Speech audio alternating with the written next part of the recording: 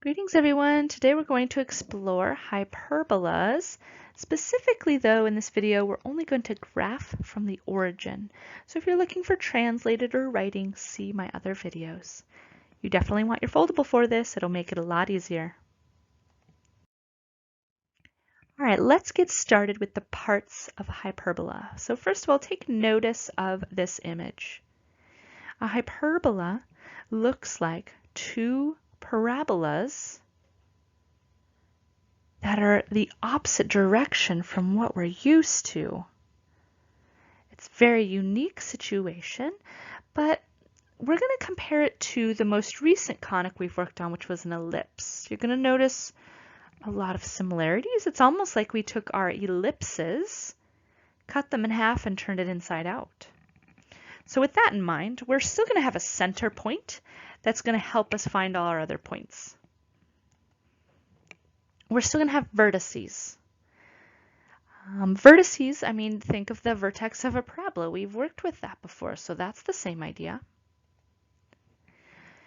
What's unique and what we're going to take from what we know of ellipses is we're also going to have a focus. Now, you're going to hear me say when we talk about them plural, of course, again, it's foci. We're also going to have to calculate to find that value a lot.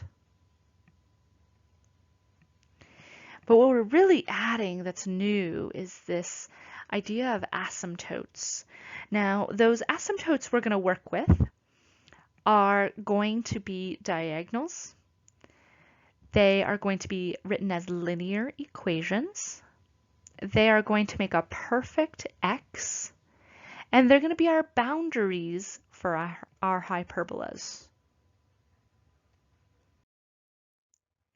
Let's talk about standard form of a hyperbola.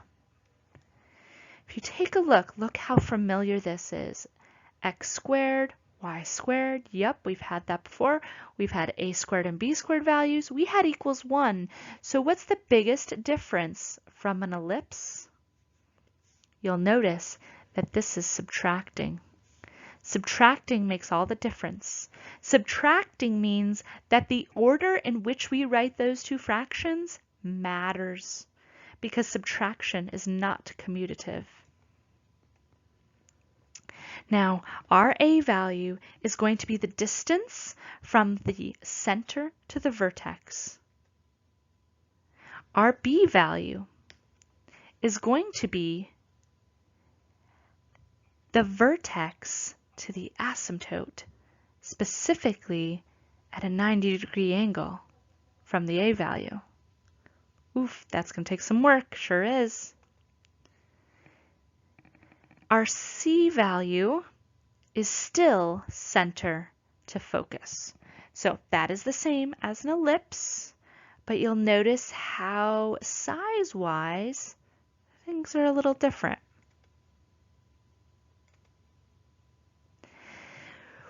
Now, with ellipses, we had a formula for finding C, and that formula was a squared minus b squared equals c squared. Well, guess what? We're switching gears. We're actually going to go back to what you would remember as the Pythagorean theorem, and the difference, again, from ellipses is our sign.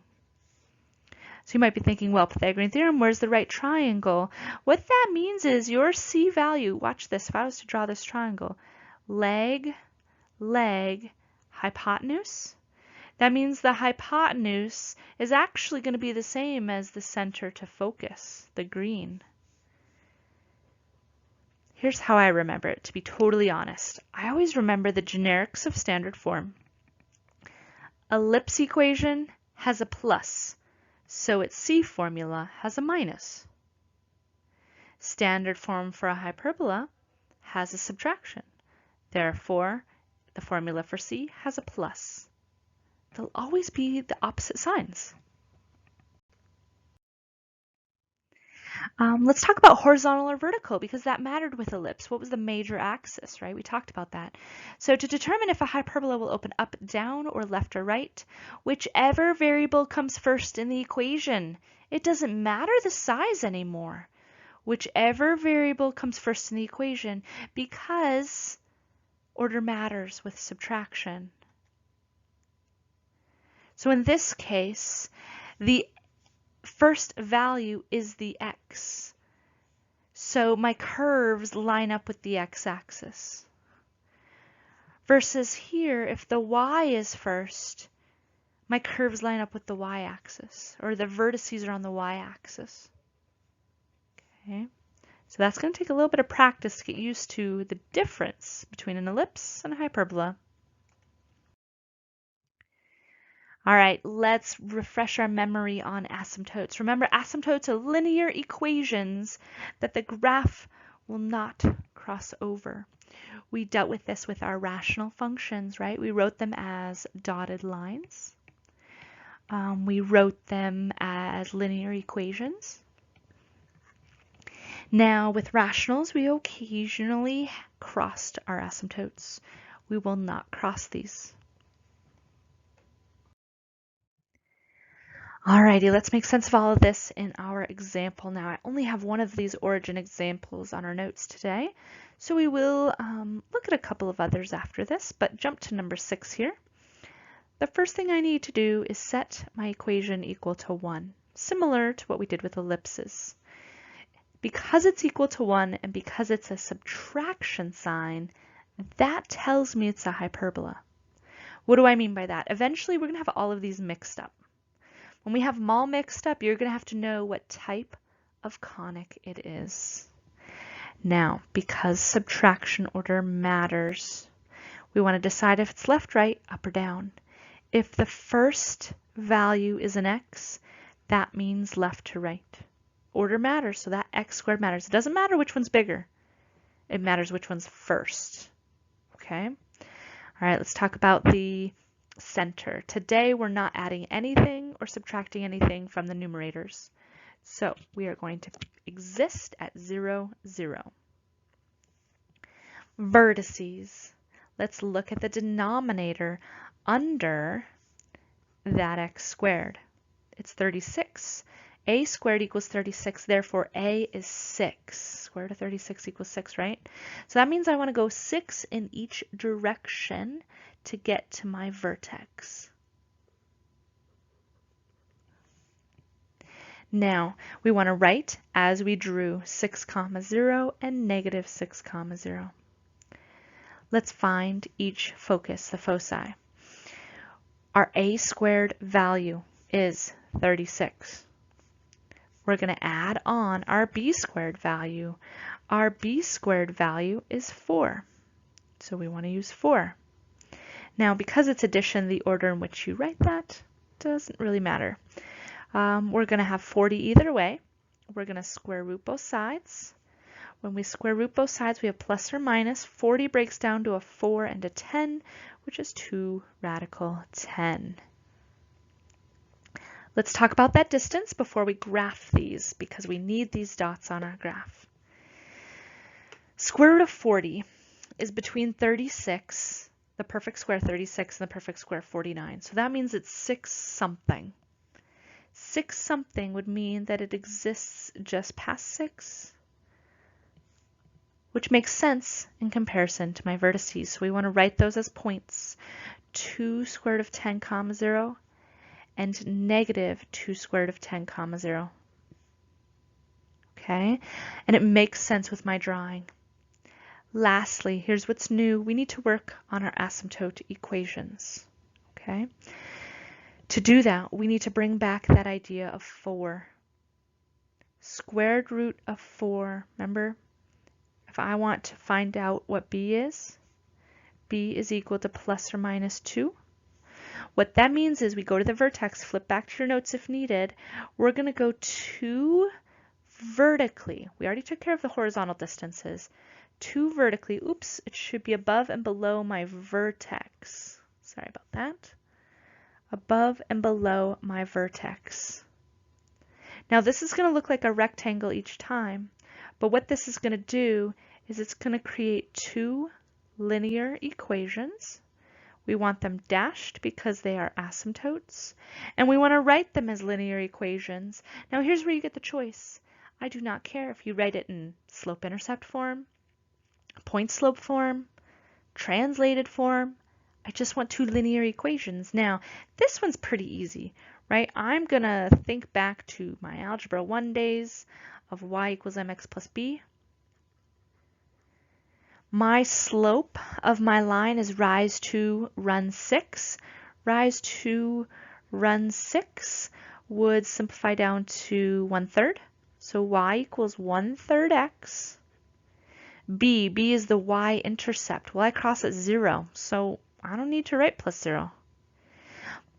That's the positive sloping line, though. I also need to account for the negative sloping line. So if you need to refresh your Algebra 1 linear equations, please see my other videos. Now, we can draw our hyperbola. We haven't done the most important part. What is our hyperbola here? Our hyperbola, we have our vertex, and we're going to create these curves that go along the asymptotes, and they go in both directions, left to right. Now, that's the only example in our notes, so let's take a look at a couple of others. If you want to jot these down, do little sketches. If you have some extra graph paper, that'd be amazing. This one particularly is already equal to 1. So the first thing I'm going to do is identify that I see that this is going to be left to right because the x squared is first. The center today only, we're starting at 0, 0. Our vertices today, we are going to base that on our 25, our value that's below our x squared. A squared equals 25, therefore my a equals 5. My vertices are going to be at 5, 0 and negative 5, 0 because I have to go left and right. So I exist here and here. Let's work on our equation. Our equation a squared plus b squared equals c squared. What do we got here? 25, 35, 41. C squared equals 41. We're going to square root both sides. C equals plus or minus the square root of 41. I can't break that down. I'm going left to right. 41's between 36 and 49, so they are going to exist just past my vertices. So we write them as points square root of 41 comma 0 and negative square root of 41 comma 0. My asymptote equations are going to be based on that value of 16. 16, if I take the square root, that means my b value is 4. I need to go 4 in each direction from my vertex. 1, 2, 3, 4. 1, 2, 3, 4. From the vertex. 1, 2, 3, 4. 1, 2, 3, 4. I'm going to create diagonal lines through the center and through those points. Let's write those as equations.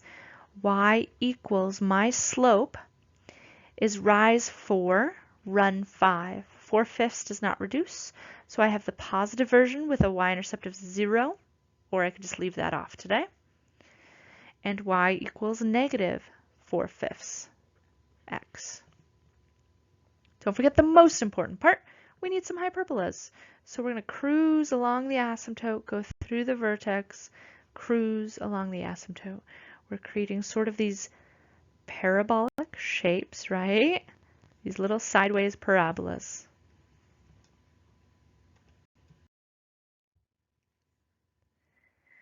Alrighty, let's take a look at one more because we have not done a vertical example here.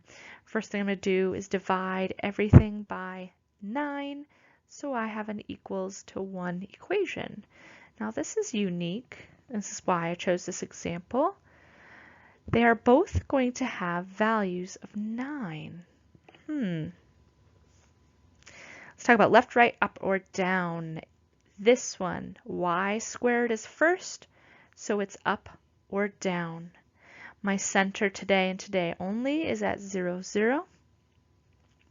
My vertices are based on my a squared value. Well, if a squared equals 9, that means a equals positive and negative 3.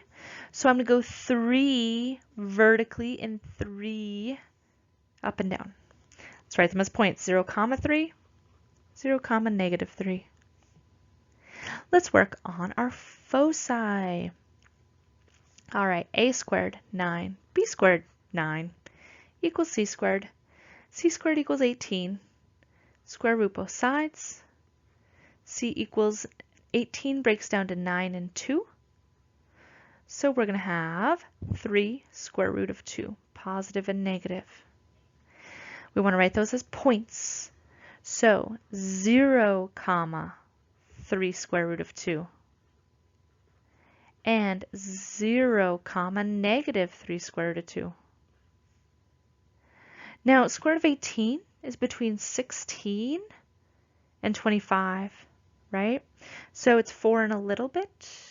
Ooh, this one we might have to actually double check here. I just want to make sure. I want to feel confident in its decimal value. So you're never going to write the decimal value, but it's worth just double checking. So square root of 18 is 4.24.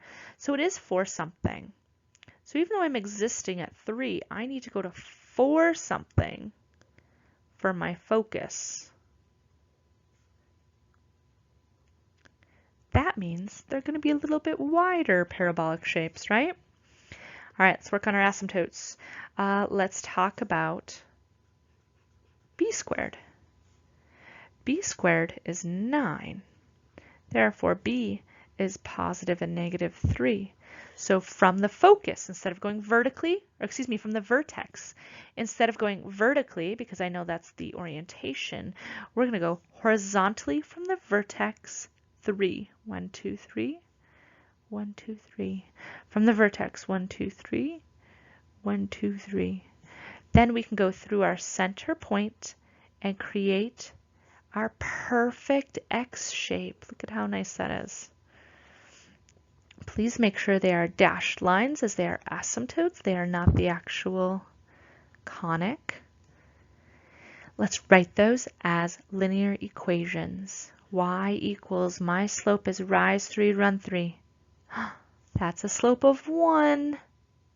So I could write 1x or just 1. It goes through the origin, so I don't need a y-intercept, which means I have the parent linear function y equals x, but let's also write y equals negative x. And as always, don't forget the most important part. We need our shape. From the vertex, we're going to cruise along this asymptote, cruise along this one. We're going up, down, so I also need to do the same on the other side.